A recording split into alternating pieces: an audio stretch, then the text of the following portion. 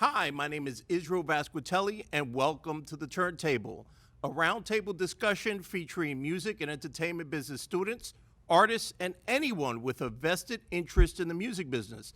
And today we have some amazing panelists that represent both the artistic, creative, and also even the media space. So let's go ahead and get started with our guest artist, Tiago Santa Cruz.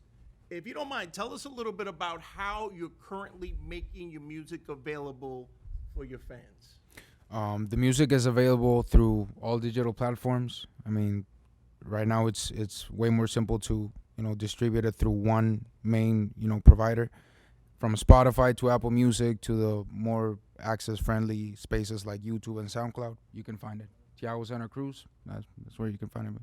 Awesome. Yeah. So everyone here is providing some sort of content to consumers, to listeners. So why don't you guys share how your audiences get your music? Well, previously, before my current situation with iHeartRadio, we actually developed an app called The Culture Radio, which actually provided musical content of all types through all the listeners that actually downloaded the app. So we actually had a personal app, so you guys could access it a lot easier. Awesome. Yeah, most of our music at Conscious Mind Records is through streaming platforms. We do have music up online for sale at some of the different sites, but we prefer to give the music out there because right now the money's not in the actual sale of the music as it is in the performance of the music. So we're focusing towards driving revenue where we're going to see it the most. Awesome. Being on radio, obviously, I think it's pretty much straightforward. Everyone kind of takes it for granted, same way everything visual used to be, everyone's YouTube account used to be so-and-so TV. Now every kind of audio output platform is called radio. So in addition to being broadcast on FM, we're kind of going through a transitionary period where we want to incorporate more podcast format, more long form sources of content, because that's what people are looking for. That's what's hot right now. Nice. So Thomas, you mentioned that you do have physical product available online. However, obviously the barriers to entry and to distribution are much more seamless in the digital space. Yes. That being said, I would be remiss if I didn't discuss physical consumption, especially in an environment where we continue to see growth in the vinyl space and even in outdated formats, maybe not so outdated like the cassette. There isn't really a week that doesn't go by that I don't get a link from an artist on Bandcamp. And obviously the music is available digitally, but they also have their music for sale. And a lot of times it's on cassette, I guess, because it costs a lot less money to make cassettes than vinyl. And there are people out there that collect those. Right. So, and as a matter of fact, just yesterday was interesting. There was an artist that has a pretty decent following in the hip hop space. And he literally said on Instagram, this record will not be available for streaming because my music is worth more than a piece of a penny. It's only available on my website for purchase. So why don't you all talk to me a little bit about your perspective on the physical mediums of music? And I'd love to start with our record label head, if you could talk a little bit about that. So the physical is always going to be there. It's always going to be a necessity, especially for the diehard fans that want to be able to say that they have something that's attainable, that's touchable for them, that brings them closer to their artists. And also when it comes to going to the shows and concerts, you'll see a great rise in sales whenever we have shows or whenever we go on tour for the physical merchandise. But, the problem is everything, once it's online, it's for free. They don't have to go buy it. And so it becomes a choice that the consumer makes. Do I download it for free or do I listen to it for free? And then if I like them enough, then I'll spend my money on it. And so, I can't just hope that people ignore the streaming and want to spend their money. We have to look where the people are actually going. And, they're going to listen to it for free, but they're going to, if they really enjoy it, they're going to buy into it. I ask my students when I'm teaching, how many of you have actually bought an album in the past year? And it's usually less than 20% of them are saying that they've actually spent money on someone's music. However, they all say that they've been to a show. They all say that they have merchandise from the entertainers that they like the most. So The physical is always going to be a necessity, and vinyl surprisingly is going up, which I'm happy to hear about that. And vinyl is going up, but everything else is going down physical-wise as far as purchasing the music. So we have to look at how can we continue to make money other than just the physical, because yes, it will be there, but it's losing momentum very fast. Indeed. That being said, I don't think it's a zero-sum game, right? Like, people that listen to music on a vinyl record, it's not exclusive. They're not exclusive to that format. They also stream music. Yes. So I'd love to get your thoughts. I mean, you're an artist, so what are your thoughts about physical product? Is that something you could see yourself making available to your fans in the future? Yeah, I think definitely. I mean, as he said, I agree with the fact that physical product is always going to be relevant, right? But I think physical product has shifted from, it being the music itself to more merchandise that people could use in their like daily spaces, like T-shirts, pins for their backpacks, and whatever it might be.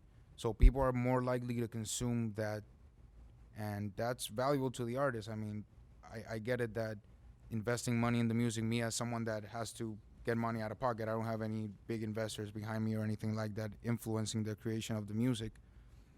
So you might feel like you want to get your return from that specifically, but it's not really. Like, might be a frustrating part of it, but it's something that you can take advantage of too, because something way simpler could actually be what gives you the return. Indeed. beyond music. And today, with the technology at our fingertips, it really isn't the financial burden that it once was to make physical product available with all of these on-demand platforms that have popped up over the past, over a decade now. So what do you folks think?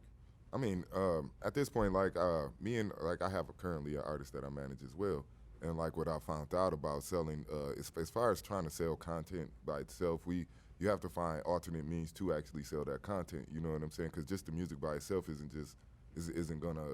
You're not gonna buy that physically at this point. You're not gonna just buy straight music. No CDs are really getting sold. Cassette tapes are being bought for just collector's items. It's not really being played. You know what I'm saying? So like we actually found the deal on iPods, small iPods. Throw the music on there for free. You get what I'm saying? And just sell the iPods for $5. Then you're selling music. You're still selling music, but you're also selling a product. Something that they can actually continue to use other than the album. You know what I'm saying? Then we found out a way you can lock the music on there, so they can't even delete the music off of there, but they can add music to it. Very nice. Yeah. So. And do you brand the iPod? the pods? Yes. Okay. Awesome. Yeah. The stickers don't cost much and nothing. Put an album cover on the iPod and sell the iPod. Gotcha. If I may, I think it's just beautiful. I feel like a lot of times there's a bit of heartbreak about the state of music and how we are, but really it's just forcing you to be more creative. Like, you just have to know how to market yourself. The ones that are being successful right now, the ones that we're seeing in all these places, is because they know how to put themselves in front of you more than just, hey, buy my record. My record is out right now. It's making an impact in other aspects of your life, and I think in a way that's a blessing. Like, it's forcing us to use our brains a little bit. Yeah, and one more thing. It can be done to where you have your music where they have to purchase it, but you have to be a pretty well-known artist. Like, the average artist can't just, say, hey, you have to buy my music to listen to it, because they're still trying to grab fan bases. They're still trying to build their fan base. So there's nobody there to already say, I want to spend my money. But when it comes to, a mega artist, yeah, they can do that all day long because they have those fans that have been with them for a long period of time. And so they're going to go spend that money. But for the artist that is trying to get there, to have it to where the only way they can get to your music is to spend money is just, it's not feasible. It's got to be an emotional connection. Yeah, I agree with that. I think that the reality is, whether you have a million fans or you have 100 fans, the word is fans. If you have fans, even if it's 5 fans, they might be willing to part with their hard-earned money, even if they're not going to listen to it someplace, even if they never put the earbuds on, but they have that memento that represents their fandom, right? And we see that in all kinds of niches, right? It's not just music. We see that in comic books. We see that in sci-fi, the collector economy. So that's obviously a common thing. Just people want to show that they are supporters of whatever it is. So I love to talk a little bit about the digital space. So consumption in the digital space also continues to evolve.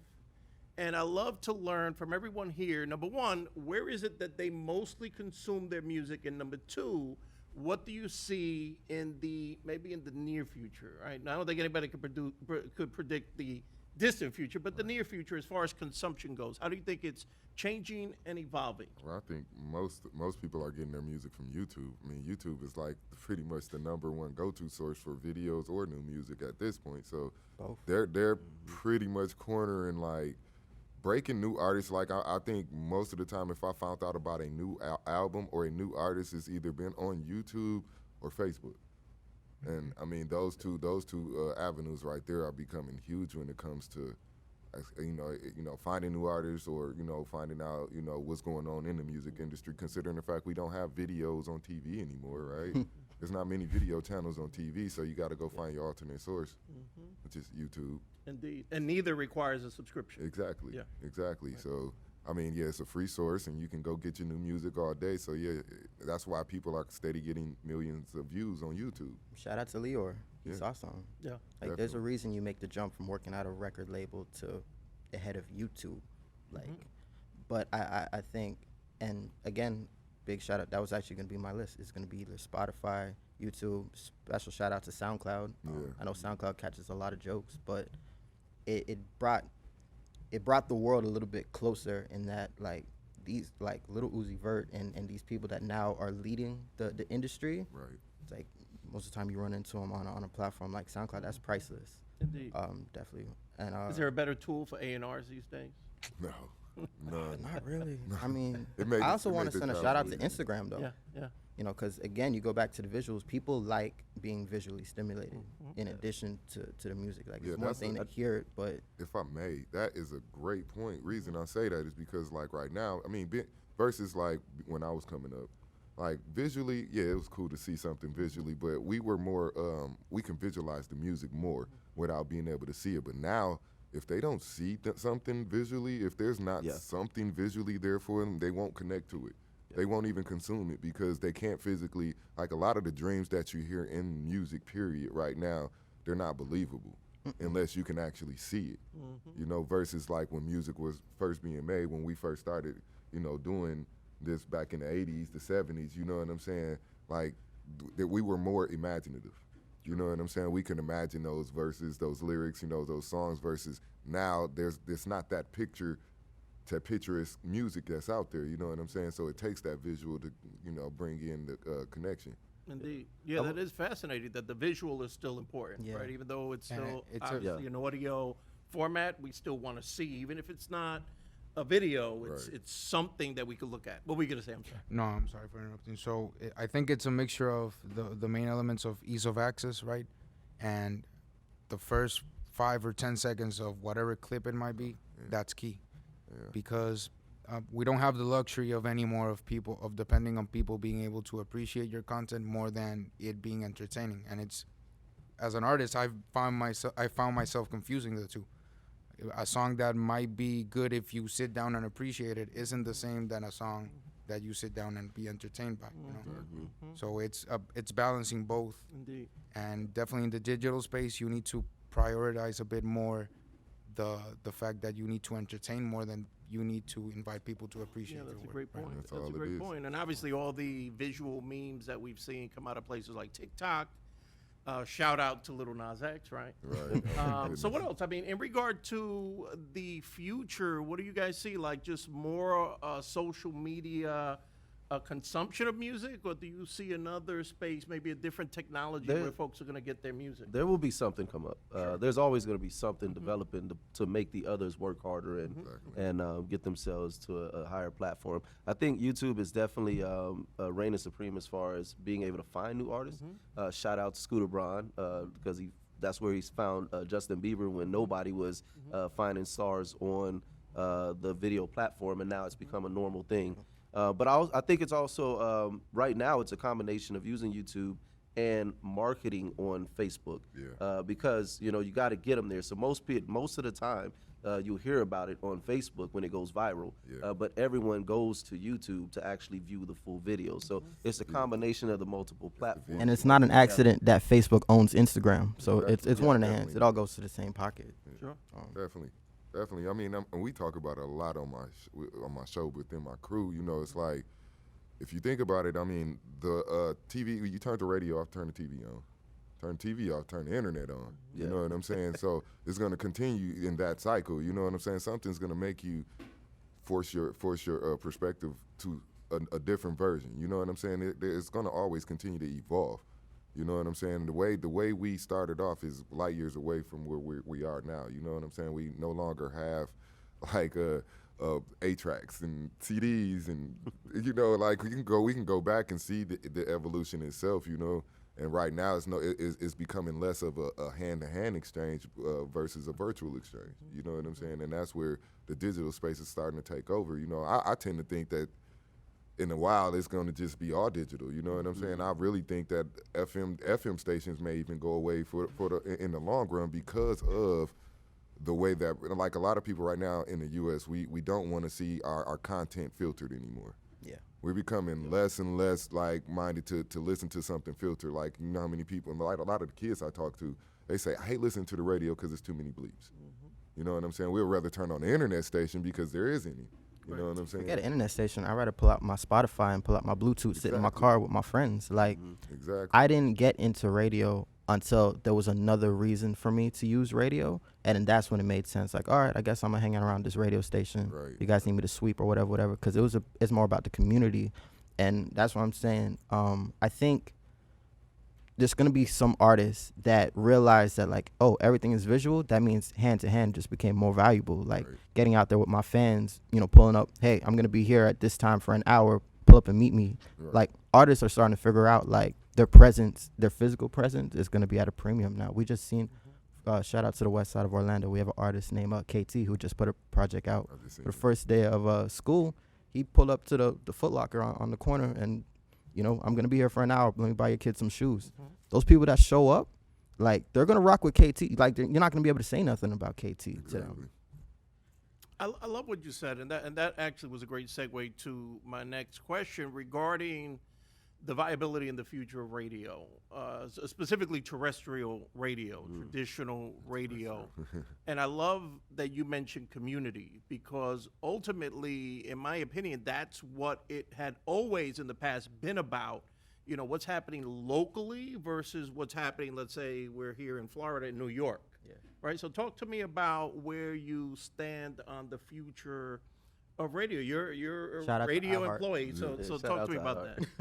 that. Like, I mean, Versus, I just got employed by the #1 internet radio company in the world.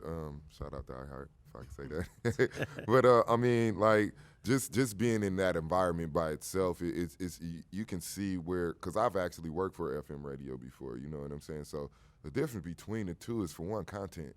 You see a lot of their jockeys are a little bit more comfortable in talking, and they don't worry about breaking SEC rules, you know, and worry about all of that. You know what I'm saying? So you start seeing more comfortable content, more relaxed content. You know what I'm saying? So yeah, you know, because you can't control that too much. You can't pretty much put a cap on that. That's why people like Joe Budden's podcast is doing phenomenal numbers.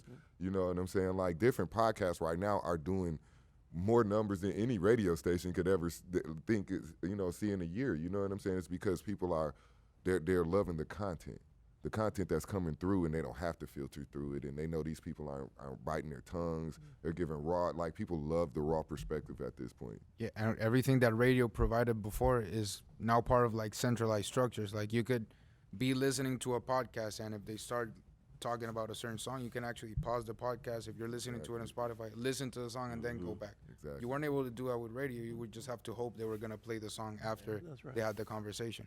Right. And if you were an artist, you had to be lucky enough to be one of the 10 artists that they were going to play all Yeah. night. Yep. Here's the thing about terrestrial radio, and I think this is kind of like the point we're in when we're in 2019 for everything.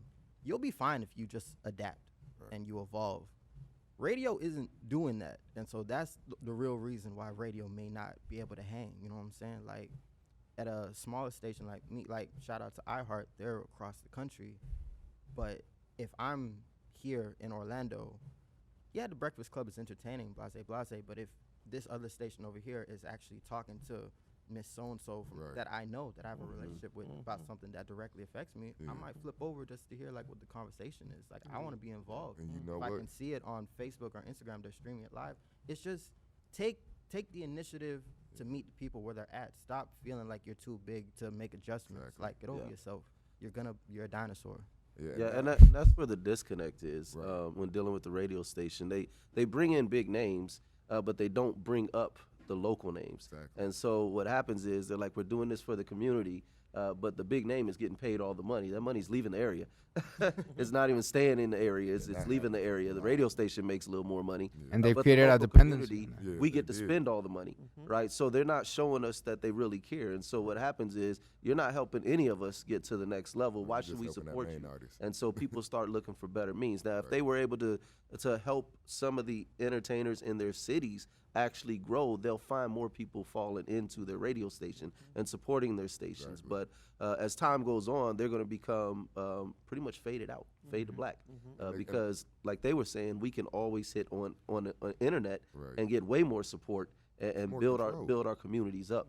It puts them into control. I mean, Yeah. like I'll tell you what, I started the morning podcast on the Culture Radio with just me, 5 listeners.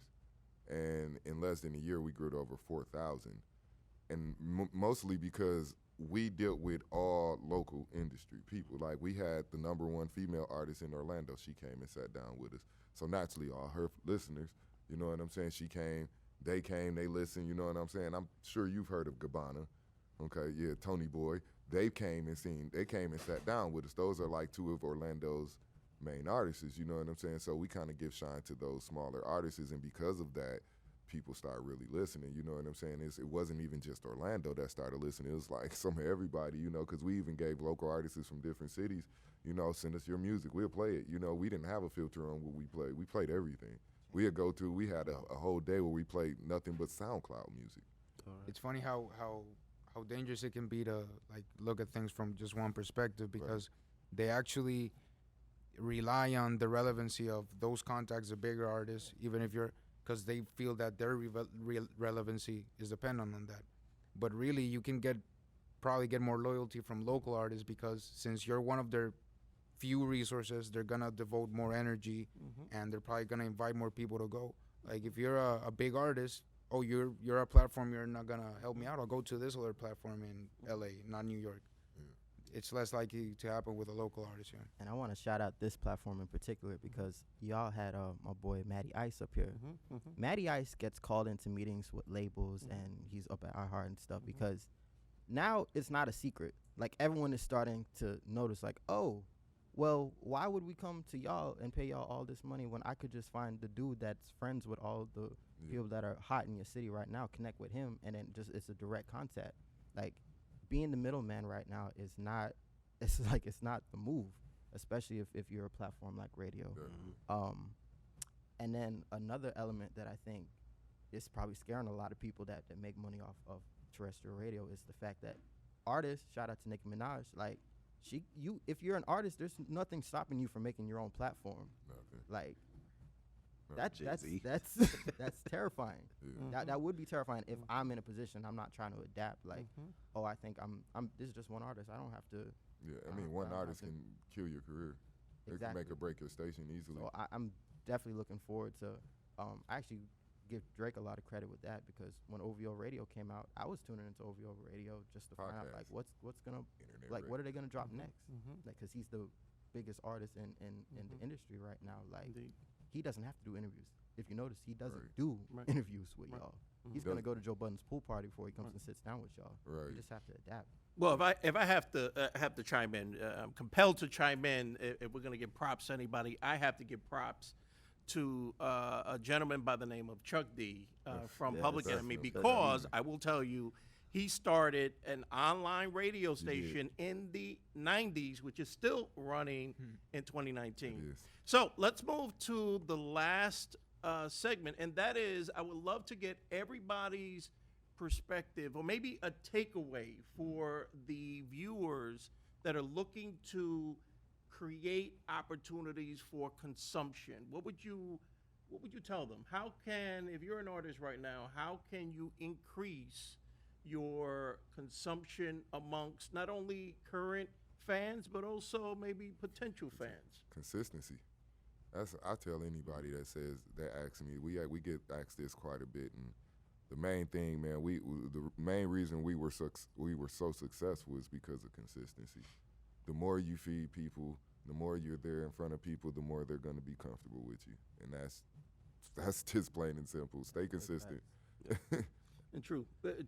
Be part of their routine. Yes, right. I definitely. mean, that's the beauty of morning radio is that you tune in because you know where they're at. Right. You know, and it makes sense when you're on the road and it entertains you and you Our know number where to one come back motto the next is day. become a cigarette. Okay. Seriously, Yeah, that habit. okay. You have to pick it A up. habit. Okay. Just not a bad habit. It's not a bad habit. Just become that habit. Become a great habit I like Yes. that they have to pick you up without even thinking. If somebody can pick you up without even thinking, then you got them. Nice. I wish it was a better example than Yeah. That's Bubble gum. Gotta One think of the about most that one. addictive, it's one of the Cigarettes. most addictive things in the world. Yeah. Yeah. Yeah. be interesting. Okay. You know, like, all right, you make great music. I understand this. Give me something. Give me a little bit more, because it's 2019. Our attention span is as short as it's ever been. Yeah. Like, to make me stop my day to come pay attention to you for however long you want to hold my attention to, like, give me something. Like, you don't have to be out here.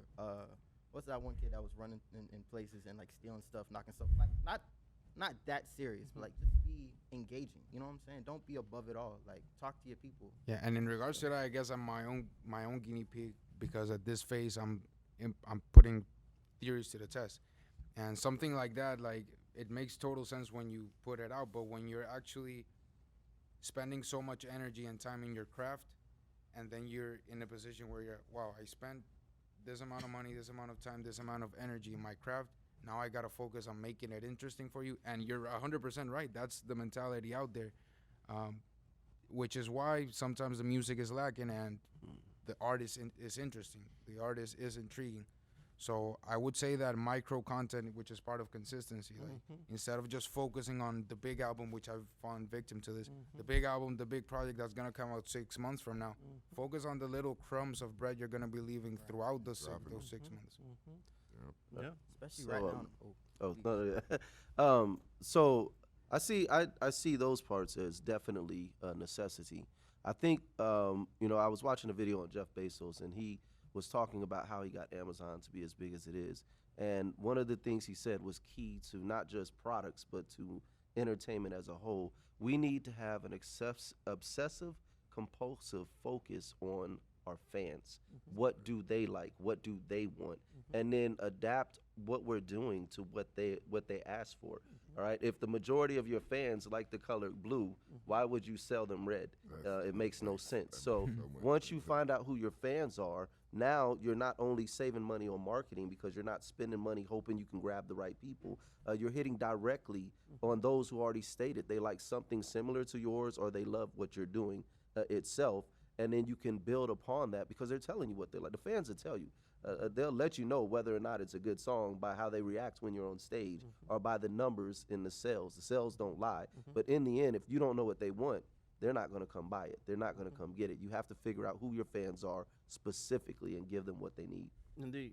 Know your audience, right? Know your Right. audience. This is 101. Who do we have left? Did you give us a takeaway? I did. Okay. You have one more takeaway? DJ.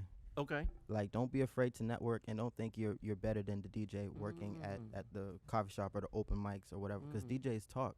And to have someone that's advocating for you because you showed his a craft or respect that it deserves, like, that's gonna go a long way. A lot of these artists we call them weird. You know what I'm saying? Because you're so locked in. Like, That's part of being an artist. exactly. But it's like DJs are artists too. You know what I'm saying? And I'm up here, like, I have to advocate for the DJs because that's the reason why Atlanta is so big right now, is because there's a lot of DJs in Atlanta behind the scenes moving these records, and then you hear them for the first time because he called his homeboy in Florida or he called his homeboy in New York, blase, and that's how your record gets legs. Awesome. Respect to the DJs. Respect the Respect to DJs. And on that note, Yes. our artist, our guest artist today, Tiago Santa Cruz, I understand you have a song you're going to be performing. That's right. All right, so make sure you click that link to check out that performance, and we'll see you next time on the Turntable.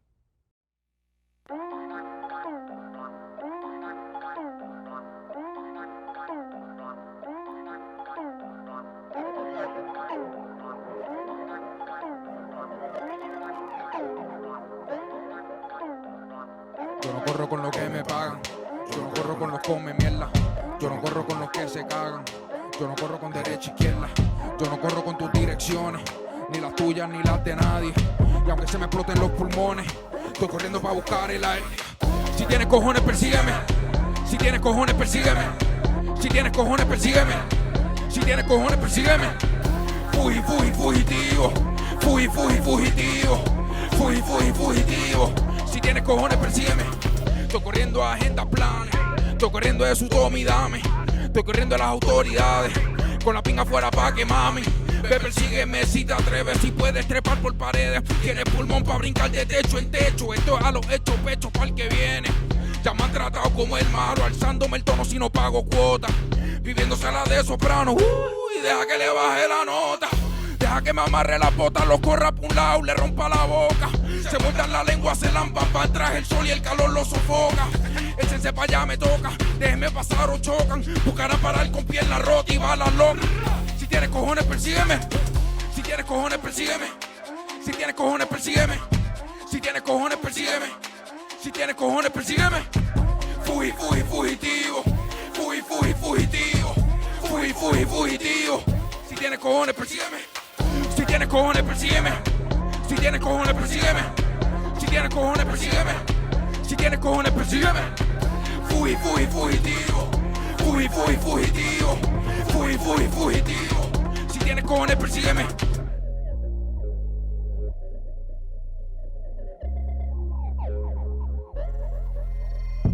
Corro liviano, pero mis pasos pesan, mis huellas cosechan siembra. No sé de leyes del hombre de esa, solo sé que la tierra es hembra. Solo sé que no sé, quiero ser nuevo ser, no servir. Como si solo existiera así, miedo así, no ceder.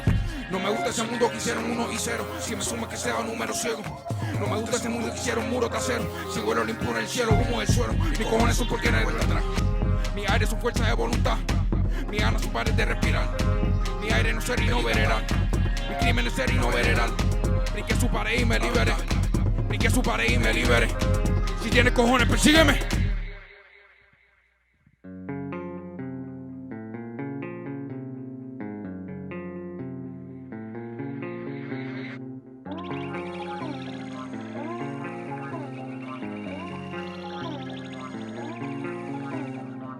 Si tienes cojones, persígueme. Si tienes cojones, persígueme. Si tienes cojones, persígueme. Si tienes cojones, persígueme. Si tienes cojones, fugitivo. Fugitivo. Fugitivo. Fugitivo. Fugitivo. Fugitivo. Fugitivo. Fugitivo.